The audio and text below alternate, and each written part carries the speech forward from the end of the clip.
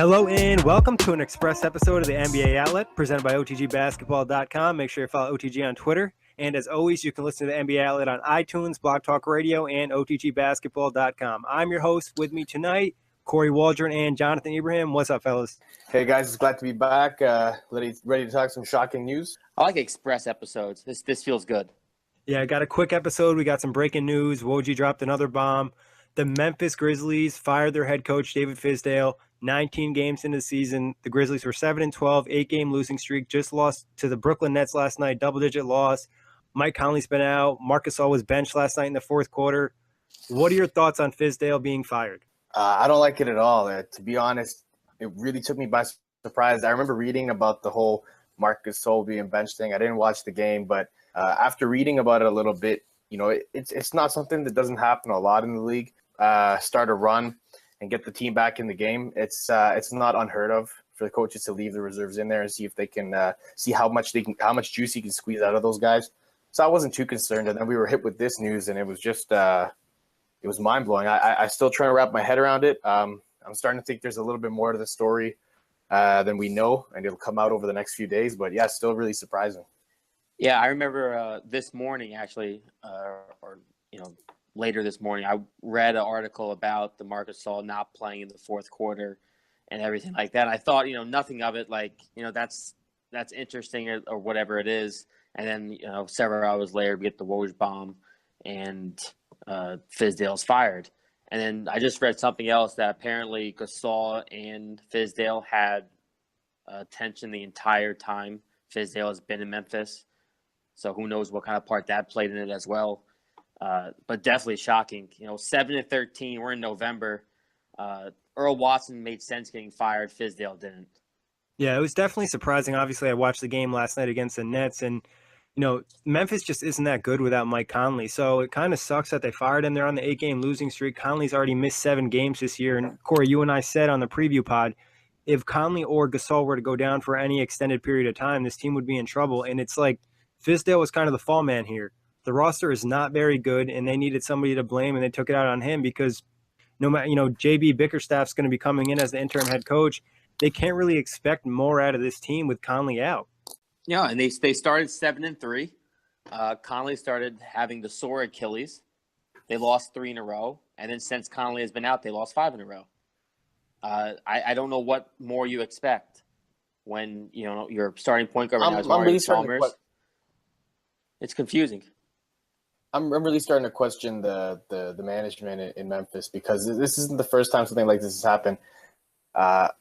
All 3 of their last coaches have been good coaches with strong performance, and all 3 of them kind of got fired out of nowhere. And I think it's whenever the team starts to struggle or hit a plateau, rather than take responsibility for the poor roster that they put in front of these coaches, they just seem to blame the coach and take it on them. So I think you saw LeBron's tweet. Maybe he's a fall guy. I think I think he hit the nail right on the head because I can't see any other way to explain it. And when you're firing coaches every couple of years, you can't really build a culture. You're bringing in somebody new every few years, and that's really going to hurt this team long term. It's funny you say that because they still kept that kind of grit and grind era, even though they had 3 different coaches. Memphis really hasn't changed that style of play. They've been defense first and will try and just beat you up for the remainder of the game. But for sure, it's the ownership has to be looked at. The Chandler Parsons contract, can we talk about how god-awful that is? He went down with a knee injury yesterday again. That is an awful use of cap space, especially when you got Gasol up in age and then Conley, who's, had a couple of big injuries the last couple of years. Yeah, I agree. I think that Parsons contract is kind of what ruins everything. You have some guy making $20+ million a year, and he's not even playing. And when he is playing, he's playing in a limited role. So I think that's a real issue. But you guys hinted at it before, the relationship between Gasol and Fizdale, and that was a big component. I think Woj mentioned that on ESPN. That was a big component of why this breakup happened. What are your thoughts on that? Well, it's kind of an interesting take because Fizdale has this reputation of being a player's coach. So the fact that we get along with a guy like Marc Gasol really surprises me. If he could find a way to make it work with a guy like Dwayne Wade, LeBron James. You think that maybe a more reserved star like Marc Gasol would be a perfect fit. But, I mean, I guess just some people just don't get along. Maybe it was a bad first impression, something like that. I don't know. But it's a really big surprise. And it's at the end of the day, it's really sad because you think of Marc Gasol and David Fizdale, and they both seem like great people to have in your locker room. So it's surprising they couldn't make it work. Yeah, pretty much everything you just said, John, was right on. For sure, I mean, how many NBA players went out of their way today to tweet about the Fizdale firing? This is one of the most, Earl Watson. No one's tweeted about Earl Watson being fired. David Fizdale gets fired, and I'm seeing Lillard, LeBron, Wade, even fellow Grizzly players. Vince Carter tweeted about it even. Everyone was up in arms to a degree of how out of left field this was. It's all because he can't get along with Marc Gasol. Like you said, John, it's hard to believe that, just a relationship just couldn't be worked out. Yeah, it is interesting. And now it seems obviously like the Memphis Grizzlies organization and management chose Marc Gasol. So what are the chances of Gasol still being traded this season if they fire the head coach to make him happy? I mean, it wasn't probably directly to make Gasol happy. There were reports that other players on the team weren't happy with Fizdale as well. So, but what are your thoughts on Gasol being traded this year after this incident, this situation? Well, I think you're right, Nick. And to be completely honest, I think the Grizzlies chose wrong. I think that they would have been better off moving Gasol and maybe trying to build this team back up a little bit versus moving their coach that is a very promising young coach, a guy that's got a lot of experience in the league dealing with star players, and a guy that's very well liked. So I think they made the wrong decision. To be honest, in terms of how likely he's going to get moved after this, it's probably 50-50. It'll all depend on him. If he pulls an Eric Bledsoe and starts tweeting about how he doesn't want to be there and how he's unhappy. I mean, he's been unhappy all year long.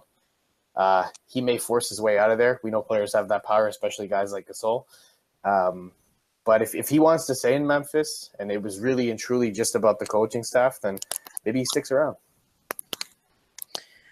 Yeah, I don't think this definitely wasn't about winning.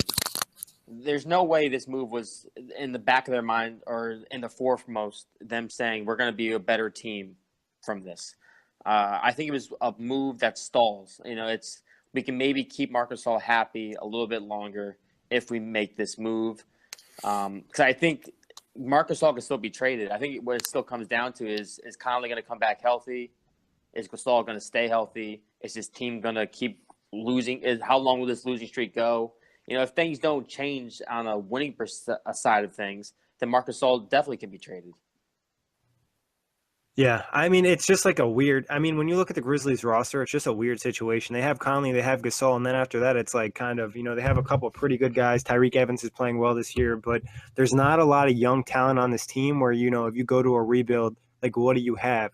You really would need to get a nice young piece for Gasol or a nice high pick. Do you think if they move Gasol, there's a possibility of moving Conley at some point? From what I hear, Conley's pretty much untouchable. And he's still young enough that I think they can hold on to him for a few more years, even if they do try and build the roster up a little bit. But from what I hear, he doesn't want to leave. The team doesn't want him to go. It would be hard to see him being traded, especially on that massive contract he just signed.